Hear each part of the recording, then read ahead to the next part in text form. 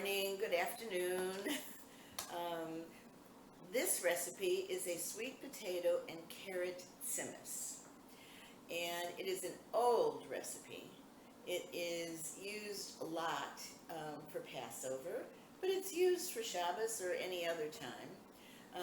Sweet potatoes and carrots are fall vegetables, and but this, as we like to do, we take vegetables and we add sweetness to them. And I think that this is also another nice way to get younger children to enjoy some vegetables, because even though it's healthy, it is also colorful and it has a little bit of sweetness to it to make them happy. So this recipe starts with apple juice, a cup of apple juice, and it uses water. And this is what you are going to cook your sweet potatoes and your carrots in. Now, because we are not going to take 30 minutes as the recipe suggests that you cook, I am going to mix this mixture together. And this is what your carrots and your sweet potatoes are going to cook in. I have 4 sweet potatoes. You know, even though the recipe says, sweet potatoes and carrots and whatever, no, I'm sorry, I'm jumping the gun. I am going to use this water to cook my dried fruit. So I have apricots, and I've left these apricots whole. I haven't cut them, but if you choose, cut them in half so that they're easier to eat. They will soften and really sometimes fall apart. But anyway, so there's a cup full of dried apricots and a half a cup of white raisins. Please do not use dark raisins, use white raisins. The white raisins have a different flavor, a more approachable flavor, and they just blend in color with everything else, so you can't pick them out.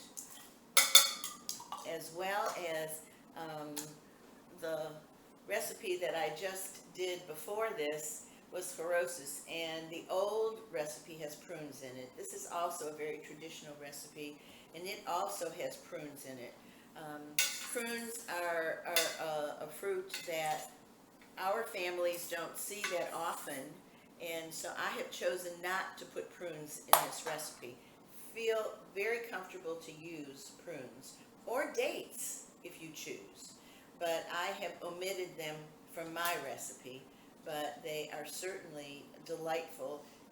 But my family doesn't like prunes, and as I've said before, these are things that you want your family to eat. So if you find things in a recipe that your family doesn't like, then don't use them. It's okay. It's really okay. So anyway, so what we're going to do is, the recipe says that this is supposed to boil for 30 minutes, gently boil for 30 minutes. But because we're not going to do that for demonstration, but let's pretend that this was boiling gently on the stove for 30 minutes. So now it's time to put your carrots and your sweet potatoes into this hot mixture, and mix it so that all your vegetables, your 2 vegetables, your potato and your carrots, are covered with this wonderful, sweet, delightful liquid. Then to that, we're going to add some brown sugar, just a half a cup of brown sugar. Just make sure, I packed my brown sugar, but make sure that it comes out so that it's easily mixed. And then I'm going to add nutmeg, and I'm going to add cinnamon. And this recipe calls for ginger. Now you can either use ginger that's already ground. I like to use candied ginger. So I'm going to take some candied ginger slices and I'm going to chop them. They give the same flavor, but just a little bit more gentle for our current palates. And lots of times during the day, if I'm so hungry and I want something sweet or whatever, I just take a slice of candied ginger and chew on it, and it makes me feel so good. But we're all different. You may think I'm crazy and, oh my God, I'll never do that. But it works for me. Okay, so I'm going to mix as well as I can. Now don't forget this, I have liquid in here, and the liquid would have already cooked down in my 30-minute pre-cooking. But everything, all my sweet potatoes and carrots are being immersed in this wonderful, sweet, delightful cinnamon, nutmeg, ginger mixture. And then just a little bit of salt and pepper. We don't use a lot of salt in our house or our cooking.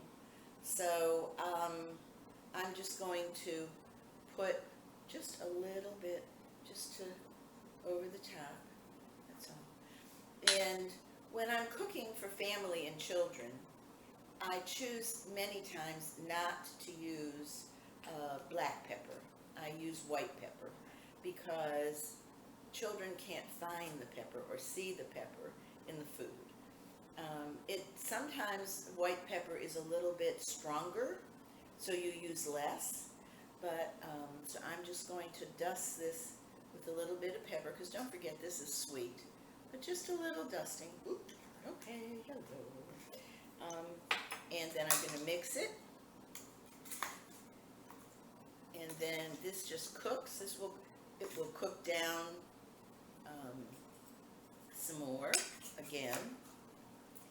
And the recipe then suggests that if you have matzo balls that are left over and you would like to add them, then what I would do is I would cook this as the recipe suggests, and then I would put a layer of matzo balls on the bottom of a baking dish, pour the tzimmes over, and then bake it on 350 just to warm the matzo balls, and so everything just sort of collects together, and then you have a delicious side dish. And in many instances, you don't even need a meat. If you have some kind of fresh vegetable with this, and tzimmes and matzo balls if you choose, it's really a tummy filler. Enjoy Passover. Thank you.